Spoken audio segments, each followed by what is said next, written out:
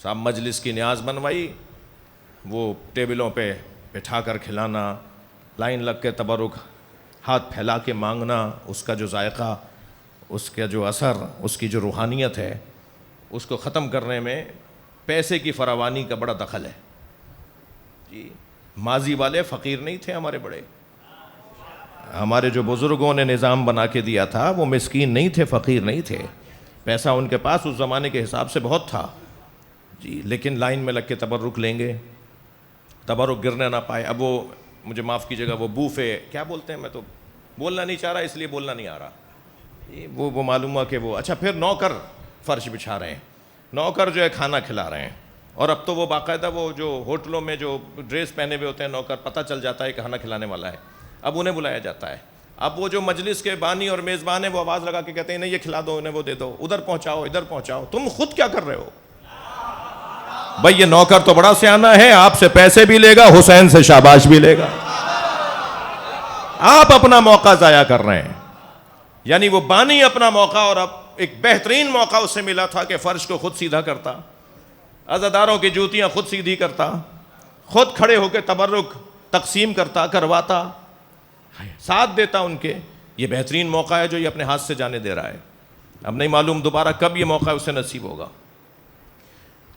بہت بڑا نظام تعلیم و تربیت ہے۔ مجھے آپ سے، آپ کے کلام سے مجھے یہ دل کیا کہ چند باتیں میں یہ کر دوں۔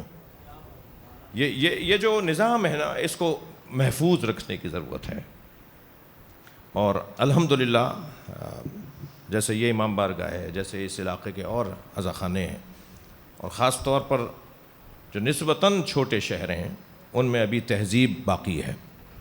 بڑے شہروں کی مصروفیت نے، پیسے کی فراوانی نے، وقت کے فقدان نے، عجلت نے، جلد بازی نے، شہر کا تقاضا جلد بازی ہو گیا ہے، ٹائم نہیں ہے، اتنے ایک گھنٹے سے تو آئے ہیں، مزید ایک گھنٹہ جانا ہے، پھر کوئی اور وہاں یہ ہے وہ ہے، معلوم ہوا جی جو فقدان وقت ہے اس نے بہت ساری توفیقات ہم سے سلب کر لی ہیں۔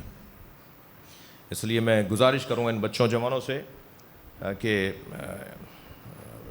جو اس وقت مجلس میں تعداد میں بھی زیادہ ہیں، ان روایات کو اور اس تہذیب کو محفوظ رکھیں جو ہمارے بڑوں نے دی تھیں، اور اس کا ذائقہ لیں، اس سے لطف لیں، اس سے روحانیت کو حاصل کریں۔ تو نبی مکرم نے کبھی تلوار ہاتھ میں نہیں لی، اور وہ تلوار ہمیشہ مولا علی کے ہاتھ میں رہی، اور مولا کی تلوار چلانا گویا نبی کے تلوار چلانے کے مترادف ہے۔ گویا وہ مولا علی تلوار نہیں چلا رہے تھے، مولا نبی تلوار چلا رہے تھے۔ قرآن نے کہا ہے کہ تم جیسا یہ کام کرے، اور بات بھی صحیح ہے کہ نبی مکرم کے زمانے میں منافقوں سے تو کوئی جنگ ہوئی نہیں۔ ذرا صلوات پڑھ لیں محمد و آل محمد۔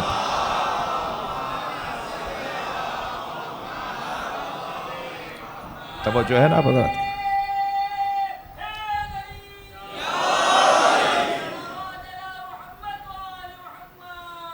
اللہم صل علی محمد و آل محمد۔ دوسری چیز جو نبی مکرم نے کبھی ہاتھ میں نہیں لی وہ ہے قلم۔ سرکار نے قلم ہاتھ میں نہیں لیا۔ قلم ہاتھ میں کیوں نہیں لیا، اس کی جلدی سے علت بیان کرتا ہوں۔ سرکار تو خود اللہ کا قلم ہے بھائی، نون والقلم وما یسطرون۔ اللہ نے ساری کائنات جس کے ذریعے سے لکھی ہے اس قلم کو محمد کہتے ہیں۔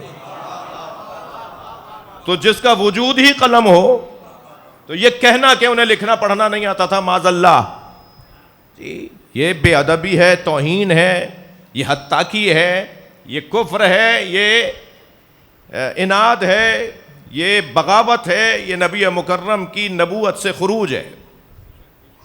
یہ ہرگز نہیں ہے کہ آپ کو لکھنا پڑھنا نہیں آتا تھا، یہ سوچنا بھی غلط ہے۔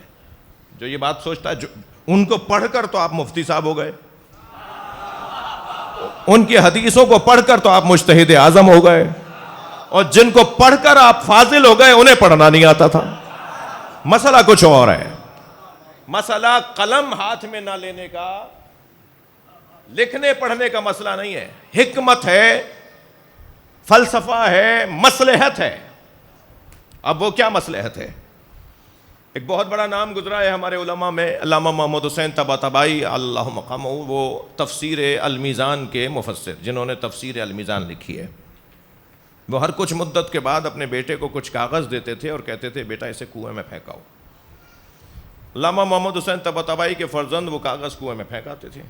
ایک دن ایسے ہی کچھ کاغذ پھینکنے جا رہے تھے کہ رستے میں اتفاقاً ایک کاغذ کا ایک کونا مڑا تو نظر آیا کہ اس پہ ایک مصرع لکھا ہوا ہے. تو اسے سیدھا کر کے دیکھا تو بہترین کلام تھا اس کے اوپر, ایک ایک مصرع بولتا ہوا, ایک ایک مصرع شاہکار ادبی, عرب فارسی ادب کا شاہکار مصرے.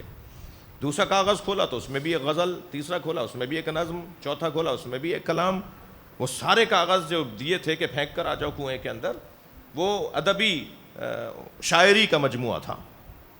یہ واپس لے آئے اور ابا سے کہا کہ ابا یہ آپ نے مجھے کہا تھا کہ کنویں میں پھینک کر آ جاؤں, تو شاید کوئی اور مجھے پھینکنا تھا, یہ آپ نے مجھے یہ دے دیا. کہنے لگا نہیں بیٹا, جو میں نے دیا تھا وہی ہے, تم کیوں نہیں پھینک کر آئے؟ کہا بابا اتنا اچھا کلام میں کیسے پھینک دوں؟ کہا وہ جو پہلے پھینکے, وہ جو پہلے میں نے تمہیں دیے تھے وہ بھی تو یہی تھے. تو تعجب اور بڑھ گیا, کہنے لگے ابا اتنا اچھا کلام. کہنے لگے تمہیں نہیں پتا میں تفسیر قرآن لکھ رہا ہوں, اگر تفسیر قرآن کے ساتھ میرا دیوان بھی آئے گا, میری غزلیں بھی آئیں گی, تو پھر اللہ کے کلام کے ساتھ میرے کلام کا ذکر آئے گا. میں چاہتا ہی نہیں ہوں کہ میرے کلام کا ذکر آئے, بس کلام ہے تو اللہ کا ہے. نبی مکرم نے قلم ہاتھ میں اس لیے نہیں لیا کہ اگر ایک مرتبہ بھی کوئی آپ کو لکھتے ہوئے دیکھ لیتا تو یہ کہتے قرآن انہوں نے لکھا ہے. اللہ کا کلام ہے, اللہ ہی کا رہے. صلوات پڑھیں محمد و آل محمد.